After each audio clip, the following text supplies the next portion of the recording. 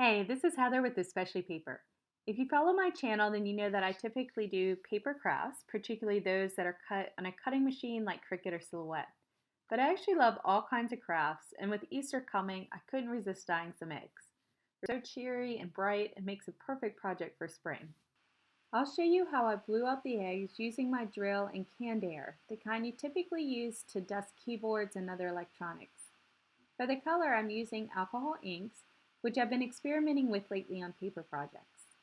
Rubbing alcohol is used to dilute and blend the inks. The inks do stain, so a pair of disposable gloves is recommended.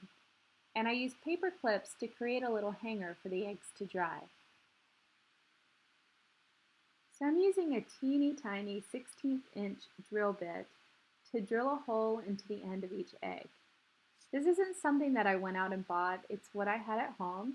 You could certainly use a small nail or a brad and tap it into the egg, but I found that the drill was just an easier approach. It gave a nice clean hole, and I had less cracking than when I tried to use a nail.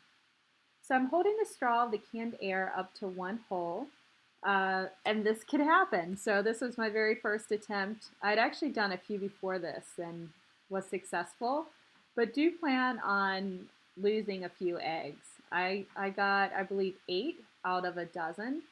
I only had one blow up like that.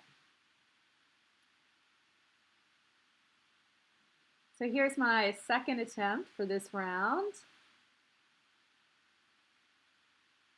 A little off center with that hole. Try to get them right on the end. So just hold the straw up, and sometimes the egg white would start to come out of the end I was blowing on. So I guess it just kind of depends on how the egg is set inside. But once you get it in a good position, it'll just blow right out. Once I finished blowing out the eggs, I rinsed them under water and then blew out the water that got into the egg to make sure it was really clean.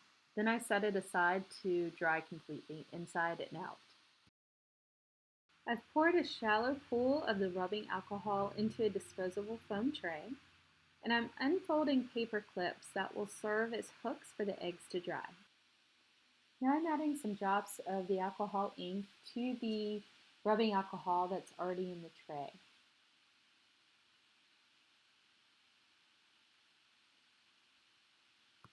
The rubbing alcohol serves as both a blending medium as well as a dilution tool.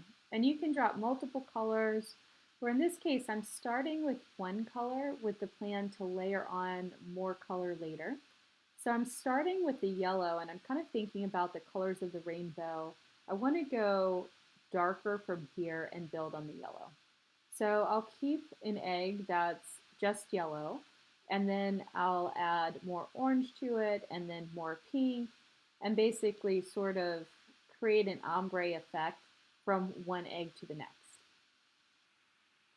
Here's a snapshot of what I came up with to hold the eggs while they dry. It is truly a contraption. Just look around the house, see what you have available. In my case, I stuck a skewer through a paper towel tube and stuck that in a glass. So just come up with something that can hold the eggs without touching anything else until they're dry. For my next egg, I'm adding a little bit more of a different color to the alcohol bath. So adding some pink to the yellow, a little bit of orange.